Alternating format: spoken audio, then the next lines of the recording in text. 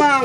Mheshimiwa Rais, toka hadharani kemea haya ambayo yanaendelea kufanywa na mapolisi wako na vyombo vya usalama ikiwa wewe uhusiki mama. Naweza kusema kitu kimoja kutoka sasa. Kina mama wenzangu,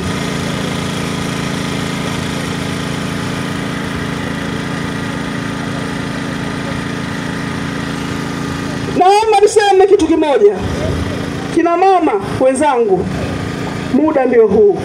Tupazeni sauti zetu, tudai mabadiliko ya sheria mbalimbali za uchaguzi ili tuweze kuwa sehemu ya kwenda kugombea nafasi mbalimbali, tuweze kuwa sehemu ya maamuzi, lakini pia tuweze kupata viongozi wanaotokana na ridhaa ya wananchi wenyewe. Sasa ndugu zangu, Chadema! Asanteni sana Moshi mjini. Mungu awabariki sana. Moja kwa moja